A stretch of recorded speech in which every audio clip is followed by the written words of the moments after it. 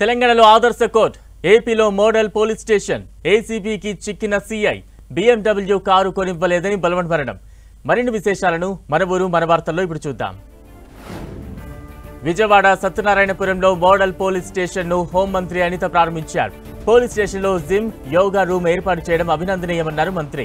ఆధునిక technology అందిపుచ్చుకోవడంలో AP పోలీసులు ముందున్నారని అనిత ప్రశంసించారు. నేరస్తులకు భయం కలిగేలా ఏపీ పోలీసుల పనితీరు ఉందన్నారు. నేరాల నియంత్రణకు టెక్నాలజీ ఎంతో ఉపయోగపడుతుందని హోంమంత్రి చెప్పారు. నేరం జరిగిన 24 గంటల్లోనే నిందితులను పట్టుకుంటున్నారని ఆమె తెలిపారు. The first police station having gym అంటే ఒక శారీరక వ్యాయామం కూడా ఎప్పుడైతే పోలీసులకి మెంటల్ ప్రెషర్ అంటుందో ఆ మెంటల్ ప్రెషర్ని తట్టుకోవాలనుకుంటే కనుక ఫిజికల్ ఎక్సర్సైజ్ అవసరం అని చెప్పడానికి కూడా ఒక జిమ్ రూమ్ ఏర్పాటు చేశారు. ఎస్పెషల్లీ ఆ ప్రెషర్ని తట్టుకోవడానికి ఒక యోగా రూమ్ ఏర్పాటు చేశారు. ఇంకో బ్యూటిఫుల్ థింగ్ ఏంటంటే వచ్చిన వాళ్ళు ఎవరైనా ఉమెన్కి సంబంధించి రిలేటెడ్ ఇష్యూస్లో వస్తే ఆ పిల్లలకి ఆడుకోవడానికి ఒక జోన్, ప్లేయింగ్ జోన్ కూడా. కర్నూలు 4వ పట్టణ సీఐ ఇంట్లో ఏసీబీ సోదాలు నిర్వహించింది. సీఐ ఇంట్లో కీలకమైన డాక్యుమెంట్లు లభ్యమైనట్టు తెలుస్తోంది. లంచం తీసుకుంటూ ఏసీబీ రెడ్ హ్యాండెడ్ గా చిక్కారు CI Madhusudan Goud, head constable Ravikumar. ఓ కేసు విషయంలో సీఐ ₹1,00,000 డిమాండ్ చేయగా 80,000కు ఒప్పందం కుదిరింది. దీంతో బాధితుడు రఘు ఏసీబీని ఆశ్రయించాడు. CI Madhusudan Goud, head constable Ravikumar ను అదుపులోకి తీసుకుని విచారిస్తున్నారు ఏసీబీ అధికారులు.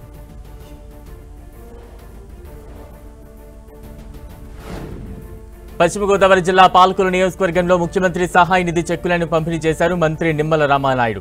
పేదలకు వైద్య సాయం కింద 78 మందికి చెక్కులను అందజేశారు మంత్రి నిమ్మల. జగన్ 5 ఏళ్ల పాలనలో సీఎంఆర్ఎఫ్ నిధులను పక్కదోవ పట్టించి పేదలకు వైద్యాన్ని పూర్తిగా దూరం చేశారని మంత్రి విమర్శించారు. కూటమి ప్రభుత్వం 11 నెలల పాలనలో 50,235 మందికి సుమారు 349 కోట్ల వైద్య సాయం కింద అందించడం జరిగిందన్నారు. తూర్పుగోదావరి జిల్లా నిడదవోలు పురపాలక సంఘ వైస్ చైర్మన్ ఎన్నిక అనూహ్య పరిణామాల మధ్య ఏకగ్రీవమైంది. 22వ వార్డుకు చెందిన వైసీపీ కౌన్సిలర్ షేక్ వజీరుద్దీన్ జనసేనలో చేరారు. ఆయనకే వైస్ చైర్మన్ పదవి వరించింది. నిడదవోలు పురపాలక సంఘంలో ఇటీవల అనేక సమీకరణాలు చోటు చేసుకున్నాయి. మున్సిపల్ చైర్మన్ భూపతి ఆదినారాయణ జనసేన తీర్థం పుచ్చుకోగా 13 మంది వైసీపీ కౌన్సిలర్లు మంత్రి దుర్గేష్ సమక్షంలో జనసేనలో చేరారు. దీంతో నిడదవోలు పురపాలక సంఘం జనసేన ఖాతాలోకి వెళ్లిపోయింది.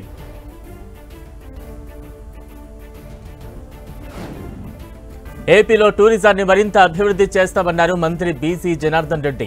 విజయవాడలోని ప్రకాశం బ్యారేజీలో బోటు మారథాన్ను ప్రారంభించారు. రాష్ట్రంలో టూరిజాన్ని మూడింతలు పెంచే విధంగా చర్యలు తీసుకుంటామని మంత్రి తెలిపారు. ప్రకాశం బ్యారేజీ నుంచి అమరావతి వరకు జల రవాణా మార్గాన్ని అభివృద్ధి చేస్తామన్నారు. అటు కృష్ణా, గోదావరి నదుల్లో కూడా జల రవాణాను తీసుకొస్తామన్నారు. ఏలూరు జిల్లా భీముడోలు మండల తహసీల్దార్ కార్యాలయం వద్ద రైతులు ధర్నా నిర్వహించారు. మోకాళ్లపై నిలుచుని రైతులు నిరసన వ్యక్తం చేశారు. కౌలు రైతులందరికీ అన్నదాత సుఖీభావ పెట్టుబడి సాయం 20,000 అందించాలని డిమాండ్ చేశారు. భూ యజమాని సంతకంతో నిమిత్తం లేకుండా వడ్డీలోని పంట రుణాలు ఇవ్వాలని ఆంధ్రప్రదేశ్ రైతు సంఘం జిల్లా కార్యదర్శి కె శ్రీనివాస్ ప్రభుత్వాన్ని కోరారు. కౌలు రైతుల చట్టం వెంటనే తీసుకురావాలని కోరారు. ఏలూరు జిల్లా ద్వారకా తిరుమల మండలం ఎం నాగులపల్లిలో ఆయిల్ పామ్ రైతులు ధర్నా నిర్వహించారు. కేంద్ర ప్రభుత్వం పామాయిల్ దిగుమతి సుంకం 20% నుంచి 10% తగ్గించడాన్ని తీవ్రంగా వ్యతిరేకించారు. ఆయిల్ పామ్ గెలలకు గిట్టుబాటు ధర కల్పించాలని, ఫ్యాక్టరీ యాజమాన్యాలు గెలలు ఏరువేత ఆపాలంటూ నినాదాలు చేశారు. ఆయిల్ పామ్ సాగులో దేశంలోని ఆంధ్రప్రదేశ్ మొదటి స్థానంలో ఉందన్నారు ఏపీ రైతు సంఘం నేత శ్రీనివాస్. ముడి పామోలిన్పై దిగుమతి సుంకం భారీగా తగ్గించడం వలన ఆయిల్ పామ్ రైతులు తీవ్రంగా నష్టపోతున్నారన్నారు. ఏలూరులోని కొత్త బస్టాండ్ బస్సు డిపో వద్ద ఏపీఎస్ఆర్టీసీ ఎంప్లాయీస్ యూనియన్ ధర్నా నిర్వహించింది. డిపో సెక్రటరీపై ట్రాఫిక్ సీఐ దుర్భాషలు ఆడటాన్ని తీవ్రంగా ఖండిస్తూ కార్మికులు ఆందోళన చేపట్టారు. డీఎంకు పలుమార్లు ఫిర్యాదు చేసినా చర్యలు తీసుకోలేదని నేతలు ఆవేదన వ్యక్తం చేశారు. మేనేజ్మెంట్ పక్షపాత ధోరణితో వ్యవహరిస్తోందని యూనియన్ నేతలు మండిపడ్డారు. ఖమ్మం పోలీస్ పెరేడ్ గ్రౌండ్ లో తెలంగాణ రాష్ట్ర అవతరణ దినోత్సవ వేడుకలను ఘనంగా నిర్వహించారు. డిప్యూటీ సీఎం మల్లుభట్టి విక్రమార్క అమరవీరుల స్తూపం వద్ద నివాళులర్పించారు. జాతీయ జెండా ఎగురవేసిన భట్టి పోలీసులు గౌరవ వందనం స్వీకరించారు. భూ వివాదాలకు తావు లేకుండా భూ యాజమాన్య హక్కులు పూర్తిగా పరిరక్షించడానికి ప్రభుత్వం భూభారతి చట్టాన్ని తెచ్చిందన్నారు. ఎంపిక చేసిన మండలాల్లో రెవెన్యూ సదస్సులు చేపట్టి భూ సమస్యల దరఖాస్తులు స్వీకరించామని తెలిపారు. అర్హత కలిగిన దరఖాస్తుదారుల సమస్యలు పరిష్కరించామన్నారు. రైజింగ్ 2047 విజన్లో పేదల సంక్షేమం, సమగ్ర పాలసీల రూపకల్పన, ప్రపంచ స్థాయి డెవలప్మెంట్, పారదర్శక సుపరిపాలన లక్ష్యాలకు ప్రాధాన్యం ఇస్తారు. ఈ లక్ష్యాల సాధనకు ప్రభుత్వం ఇప్పటికే పలు చర్యలు చేపట్టింది. తెలంగాణ సమగ్ర అభివృద్ధికి ఇప్పటికే welfare and social justice policy, green energy policy, infra and industrial policy, tourism పాలసీలని ప్రభుత్వం. కొత్తగూడెం జిల్లా కేంద్రంలోని ప్రగతి మైదానంలో తెలంగాణ రాష్ట్ర అవతరణ దినోత్సవ వేడుకలు ఘనంగా నిర్వహించారు. అమరవీరుల స్తూపానికి మంత్రి తుమ్మల, ఎమ్మెల్యే సాంబశివరావు నివాళులర్పించారు. జాతీయ పతాకాన్ని ఆవిష్కరించిన తుమ్మల పోలీసుల గౌరవ వందనాన్ని స్వీకరించారు. జిల్లాలో అమలు చేస్తున్న అభివృద్ధి సంక్షేమ పథకాలు, కార్యక్రమాలను మంత్రి వివరించారు.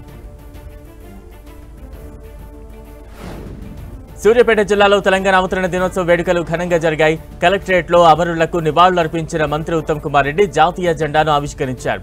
ఈ సందర్భంగా 345 మహిళా సంఘాలకు 54 కోట్ల రూపాయల చెక్కులను మంత్రి ఉత్తమ్ అందజేశారు.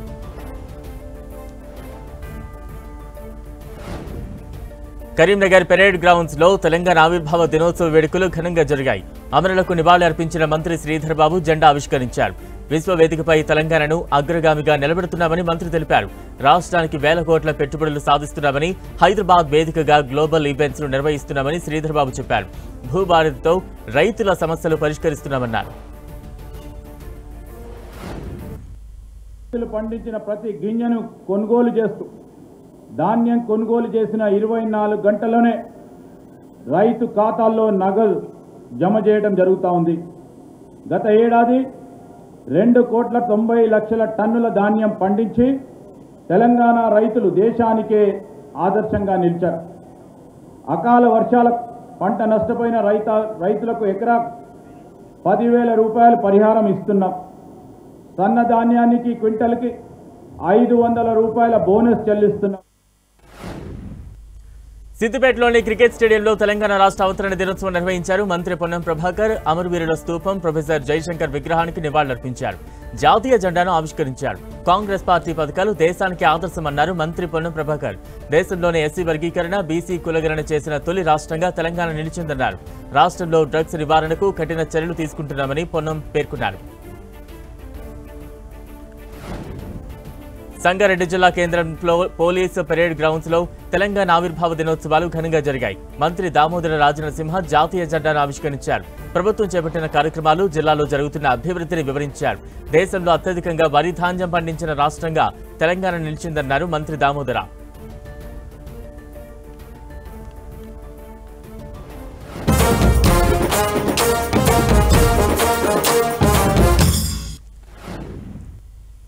మహబూబాబాద్ జిల్లా కలెక్టరేట్లో తెలంగాణ రాష్ట్ర అవతరణ దినోత్సవం ఘనంగా నిర్వహించారు. అమరవీరుల స్తూపం వద్ద నివాళులర్పించారు ప్రభుత్వ విప్ డాక్టర్ రామచంద్ర నాయక్. కలెక్టరేట్లో జాతీయ పతాకాన్ని ఆవిష్కరించి పోలీసు గౌరవ వందనాన్ని స్వీకరించారు. అభివృద్ధి సంక్షేమానికి రాష్ట్ర ప్రభుత్వం అధిక ప్రాధాన్యతగా ఇస్తోందని ఆయన తెలిపారు. మహబూబాబాద్ జిల్లా డోర్నకల్లో తెలంగాణ అవతరణ దినోత్సవ వేడుకల్లో ఉద్రిక్తత చోటు చేసుకుంది. కాంగ్రెస్, బీఆర్ఎస్ కార్యకర్తలు వేడుకల కార్యక్రమం దగ్గరకు ఒకేసారి ర్యాలీగా వచ్చారు. దీంతో బీఆర్ఎస్, కాంగ్రెస్ కార్యకర్తల మధ్య తోపులాట జరిగింది. ఇరు వర్గాలు పోటాపోటీగా నినాదాలు చేశాయి. దీంతో పోలీసులు ఇరు పార్టీల కార్యకర్తలను చెదరగొట్టారు. కామారెడ్డి జిల్లా బాన్సువాడలో తెలంగాణ ఆవిర్భావ దినోత్సవం నిర్వహించారు. మాజీ స్పీకర్ పోచారం శ్రీనివాసరెడ్డి తన నివాసంలో జాతీయ జెండాను ఆవిష్కరించారు. అమరవీరుల త్యాగం, రాజకీయ పార్టీలు సహకరించడం వలన తెలంగాణ ఆవిర్భవించిందన్నారు పోచారం. తెలంగాణ భవిష్యత్తును తీర్చిదిద్దే విధంగా రాజకీయ నాయకులు పనిచేయాలన్నారు. తెలంగాణ ఆవిర్భావ దినోత్సవం వేడుకలను సత్తుపల్లిలో ఎమ్మెల్యే మట్టా రాగమయ్యి ఆధ్వర్యంలో నిర్వహించారు. అమరవీరుల స్తూపం వద్ద ఆమె నివాళులర్పించారు. సోనియా గాంధీ చలవ వల్ల తెలంగాణ రాష్ట్రం వచ్చిందన్నారు ఎమ్మెల్యే. కాంగ్రెస్ ప్రభుత్వం అంటేనే పేద, బడుగు, బలహీన వర్గాలకు చెందినదిగా ఆమె పేర్కొన్నారు. కొత్తగూడెం క్యాంపు కార్యాలయంలో జాతీయ జెండా ఆవిష్కరించారు సిపిఐ ఎమ్మెల్యే కూనంనేని సాంబశివరావు. 11వ తెలంగాణ ఆవిర్భావ దినోత్సవ వేడుకలను జరుపుకోవడం చాలా సంతోషంగా ఉందన్నారు. సకల జనుల సమ్మెలో హమాలీలు, భవన నిర్మాణ కూలీలు, ఆటో డ్రైవర్లు, అన్ని వర్గాల ప్రజలు పాల్గొని ప్రత్యేక రాష్ట్రాన్ని సాధించుకున్నామన్నారు కూనంనేని. మేడ్చల్లో మున్సిపల్ కార్యాలయం వద్ద తెలంగాణ రాష్ట్ర ఆవిర్భావ దినోత్సవం నిర్వహించారు. ఎమ్మెల్యే మల్లారెడ్డి ప్రొఫెసర్ జయశంకర్ విగ్రహానికి పూలమాలలు వేసి నివాళులర్పించి జాతీయ జెండా ఆవిష్కరించారు. ఉద్యమకారుల ప్రాణత్యాగాలు, మాజీ ముఖ్యమంత్రి కేసీఆర్ చేసిన ఉద్యమం వల్లే తెలంగాణ రాష్ట్రం ఏర్పాటైందన్నారు మల్లారెడ్డి. తెలంగాణ తొలి సీఎంగా కేసీఆర్ సారథ్యంలో దేశంలోనే గుర్తుండిపోయేలా రాష్ట్రాన్ని నిలబెట్టారని మాజీ మంత్రి కొనియాడారు. మాజీ సీఎం కేసీఆర్ గారు ఆయన ఉద్యమం చేసి కొన ప్రాణం దాకా ఉద్యమం చేసి కొట్లాడి తెలంగాణను సాధించిండు. గొప్ప మహాత్ముడు మన కేసీఆర్ గారు. ఆయన ఉద్యమం చేసి కొట్లాడినందుకే మనకి ఇవాళ తెలంగాణ వచ్చింది. 10 ఏళ్ళు కూడా భారతదేశంలోనే ఒక తెలంగాణ రాష్ట్రం అంటే ఒక పర్ఫెక్ట్గా అన్ని రకాలు కూడా అభివృద్ధి చేసిన ఘనత మన కేసీఆర్. సిద్దిపేటలోని బీఆర్ఎస్ పార్టీ జిల్లా కార్యాలయంలో తెలంగాణ ఆవిష్కరణ వేడుకలు నిర్వహించారు. ఎమ్మెల్యే కొత్త ప్రభాకర్ రెడ్డి జాతీయ జెండా ఆవిష్కరించారు. సీఎం రేవంత్ రెడ్డి ఎన్నికల్లో ఇచ్చిన హామీలు నెరవేర్చలేదన్నారు. కాంగ్రెస్ పథకాలను ప్రజలు నమ్మే పరిస్థితుల్లో లేరని విమర్శించారు. రాజీవ్ యువ వికాస్ పథకం వాయిదా వేయడం అంటే ప్రభుత్వం సరిగా పనిచేయడం లేదు అని అర్థమని ఆయన ఎద్దేవా చేశారు. నిజామాబాద్ జిల్లా తెలంగాణ విశ్వవిద్యాలయంలో రాష్ట్ర ఆవిర్భావ దినోత్సవం నిర్వహించారు. వైస్ ఛాన్సలర్ ప్రొఫెసర్ యాదగిరిరావు జాతీయ జెండా ఎగురవేశారు. ప్రొఫెసర్ జయశంకర్ చిత్రపటానికి తెలంగాణ అమరవీరులకు నివాళులు అర్పించారు. తెలంగాణ రాష్ట్ర ఏర్పాటు కోసం ప్రొఫెసర్ జయశంకర్ ఎనలేని కృషి చేశారన్నారు బీసీ. నిర్మల్ జిల్లా కలెక్టర్ కార్యాలయంలో ఆవిర్భావ దినోత్సవ వేడుకలను ఘనంగా నిర్వహించారు. ఈ వేడుకలకు Telangana finance commission chairman Sircilla Rajaiah ముఖ్య అతిథిగా హాజరై అమరవీరుల స్తూపానికి నివాళులర్పించారు. జాతీయ పతాకాన్ని ఆవిష్కరించి పోలీసులచే గౌరవ వందనం స్వీకరించారు. తెలంగాణ రాష్ట్రాన్ని ప్రపంచ స్థాయిలో అగ్రస్థానంలో నిలిపేందుకు సీఎం రేవంత్ రెడ్డి ప్రభుత్వం ముందుకు సాగుతోందన్నారు రాజయ్య. నల్గొండ జిల్లా నిడమానూరు మండల కేంద్రంలో 5,50,00,000తో నూతనంగా నిర్మించిన కోర్టు భవనాలను high court chief justice Sujay Paul virtual గా ప్రారంభించారు. నిడమానూరు జూనియర్ సివిల్ జడ్జి కోర్టుకు అదనపు కోర్టును మంజూరు చేస్తామని సీజే తెలిపారు. తెలంగాణ రాష్ట్రంలోనే నిడమానూరులో నిర్మించిన కోర్టు ఆదర్శంగా నిలుస్తోందన్నారు. మేడ్చల్ జిల్లా గట్కేసర్ పోలీస్ స్టేషన్ పరిధిలో శివారెడ్డిగూడ క్రాస్ రోడ్డు వద్ద దారి దోపిడీ కేసును పోలీసులు ఛేదించారు. 14 గంటల్లోపే నిందితులను పట్టుకుని రిమాండ్కు తరలించారు గట్కేసర్ పోలీసులు. జనగామకు చెందిన బాబు, సాయి, లిఖిత్ బోయిన్పల్లి మార్కెట్కు కూరగాయలు లోడ్ తీసుకువెళ్తూ మధ్యలో వాహనాన్ని ఆపారు. ఆ సమయంలో 3 వ్యక్తులు వచ్చి బెదిరించి బాబు నుంచి 4,000, సాయి పేటీఎం నుంచి 5,000 తీసుకుని పారిపోయారు.